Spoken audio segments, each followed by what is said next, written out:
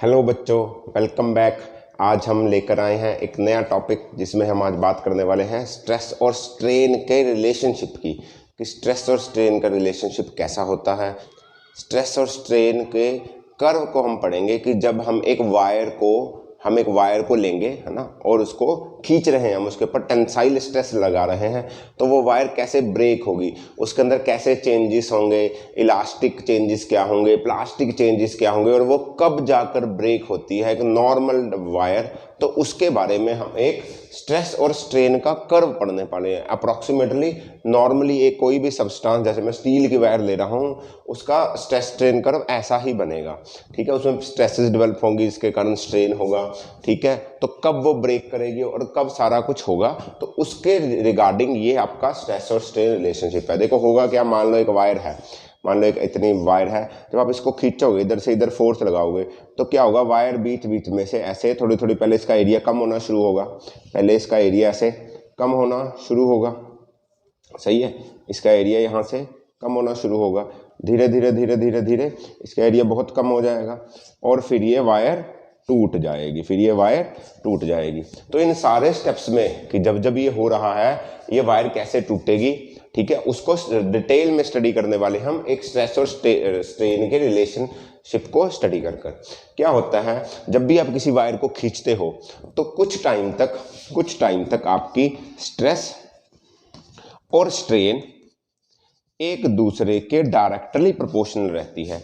ये आपने Hooke's law पढ़ा भी था कि up to elastic limit stress और स्ट्रेन एक दूसरे के डायरेक्टली प्रोपोर्शनल रहती है। जितनी आप स्ट्रेस बढ़ाते जाओगे, जितनी आप उसके अंदर फोर्स लगाते जाओगे ऐसे, उतनी ही उसके अंदर स्ट्रेस बढ़ती जाएगी। तो जितना स्ट्रेस आप बढ़ा रहे हो, उतनी ही स्ट्रेन बढ़ रही है। तो यहाँ अप टू पॉइंट ए तुम देख रहे हो, यहाँ अप टू पॉइंट ए तक स्ट्रेस और स्ट्रेन डायरेक्टली प्रोपोर्शनल है, जिसको बोलते हैं हम पॉइंट ऑफ प्रोपोर्शनल लिमिट। यहाँ तक जितनी स्ट्रेस बढ़ाओगे उतनी ही स्ट्रेन बढ़ेगी। सही है। एक बात और याद रखेंगे कि ए से बी तक यहाँ भी आपको कर्व सीधा ही दिख रहा होगा, स्लोप बिल्कुल इक्वल दिख रही होगी, बट इस बी पॉइंट को आप बोलते हो इलास्टिक लिमिट मतलब अगर आप इस पॉइंट तक उसके ऊपर स्ट्रेस लगा रहे हो, किसी वायर को खींच रहे हो, तो अगर यहाँ तक इतनी स्ट्रेस लगाई आपने, इतनी, और उस स्ट्रेस को छोड़ दिया, तो वो दोबारा अपनी ओरिजिनल शेप में आ जाएगी। मतलब हर ऑब्जेक्ट का एक इलास्टिक लिमिट होती है। मतलब मैं उसके ऊपर जितना फोर्स लगाता रहूँगा, तो एक टाइम तक ऐसा आएगा कि मैं फोर्स लगा रहा हूँ, उसको छोड़ दिया तो वो अपनी पुरानी ओरिजिनल शेप को रीगेन कर लेगी। पर और लगाता रहूँगा तो वो अपनी पुरानी ओरिजिनल शेप को रीगेन नहीं कर सकती। इस पॉइंट को बोलते हैं इलास्टिक लिमिट। जहाँ तक फोर्स लगाने पे या स्ट्रेस लगाने पर वो अपनी ओरिजिनल शेप को रीगेन कर ले, उस पॉइंट को बोलते हैं इलास्टिक लिमिट।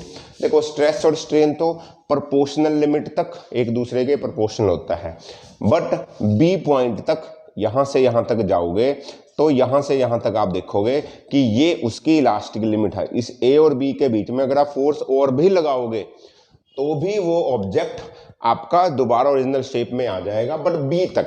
इसके बाद जब आप एक्स्ट्रा फोर्स लगाओगे तो वो ओरिजिनल शेप में नहीं आ पाएगा, इसलिए इसको बोलते हैं इलास्टिक लिमिट। इस ए और बी पॉइंट के बीच में स्ट्रेस और स्ट्रेन एक दूसरे के डायरेक्टली प्रोपोर्शनल नहीं होते। देख रहे हो, थोड़ा सा कर्व आता है। सही है जी। उसके बाद आप उसके बाद उस वायर पे और फोर्स लगा रहे हो और स्ट्रेस डेवलप हो रही वायर के अंदर, तो यहाँ पर हल्का सा स्लोप आएगा, यानी कि अब ऑब्जेक्ट इलास्टिक लिमिट से बाहर निकलकर प्लास्टिसिटी की तरफ जा रहा है। प्लास्टिसिटी मतलब अब आप उसके ऊपर फोर्स लगाओगे, अब वो परमानेंटली डिफॉर्म होना स्टार्ट हो जाएगा। अब अगर आप उसके ऊपर फोर्स लगाओगे तो वो वायर परमानेंटली, देखो यार, वायर है, जब मैं खींचूंगा तभी थोड़ी डिफॉर्म होनी स्टार्ट हो जाती है। थोड़ा टाइम लगता है जोड़ लगाते, तो जब तक कुछ भी नहीं हो रहा उसके अंदर, बट ये थोड़ी है उसको फोर्स नहीं लगा रहे, तो वो उसकी इलास्टिक लिमिट है। उसके बाद थोड़ा सा उसकी डिफॉर्मेशन स्टार्ट होती है। तो ये वो पॉइंट है, बी से सी तक आप बोलोगे ये इसका यील्ड पॉइंट है। एक पॉइंट आता है, उसको बोलते हैं यील्ड पॉइंट। यहाँ पर उसकी प्लास्टिसिटी या वो प्लास्टिक इलास्टिक लिमिट से बाहर होकर प्लास्टिसिटी की तरफ चल चुकी है। अब वो परमानेंटली डिफॉर्म होती रहेगी जैसे जैसे आप फोर्स ज़्यादा लगाते रहोगे। थोड़ा सा फोर्स लगाया तो वो थोड़ी सी डिफॉर्म होगी, मतलब अब अगर उसको मैं छोड़ूंगा तो वो वापस अपने ओरिजिनल शेप में नहीं आएगी। और ये थोड़ा सा फोर्स लगाने के बाद एक टाइम आता है कि आपको सी और डी को देखोगे तो आपको स्ट्रेस नहीं बढ़ानी, आप अपने स्ट्रेस को इंक्रीज नहीं करें। देखो यहां पर देखोगे स्ट्रेस कांस्टेंट है, तो स्ट्रेस को आपने कांस्टेंट रखा। एक टाइम आएगा कि आपको फोर्स लगाने की जरूरत ही नहीं पड़ी और उसकी फिर भी डिफॉर्मेशन हुई थोड़ी देर के लिए, बट उसमें स्ट्रेन डेवलप हुआ थोड़ा बिना स्ट्रेस किए भी। सी पॉइंट के बाद सी और डी के बीच में हो तो प्लास्टिक में ही है वो, मतलब प्लास्टिक मतलब डिफॉर्मेशन हो रही है, बट आप स्ट्रेस नहीं लगा रहे, कोई फोर्स नहीं लगा रहे, कुछ स्ट्रेस डेवलप नहीं हो रही। विदाउट डेवलपिंग स्ट्रेस उसके अंदर सी से डी इस पॉइंट के बीच में थोड़ी सी आप थोड़ा सा जोर लगाते हो, उसके बाद वो डिफॉर्मेशन अपने आप हो जाती है थोड़ी देर के लिए। तो ये सी और डी पॉइंट वो है, मतलब कि यहाँ पर डी तक वो आपका वायर प्लास्टिक की तरह बिहेव करेगी, बट इंक्रीज इन स्ट्रेस नहीं होगा, मतलब आप स्ट्रेस दे ही नहीं रहे उसको, बट वो डिफॉर्म हो रही है, स्ट्रेन तो हो रही है ना उसके अंदर, तो इसको बोलते हैं आपका डी पॉइंट। सही है। डी पॉइंट के बाद फिर आपको थोड़ा सा जोर लगाना पड़ेगा।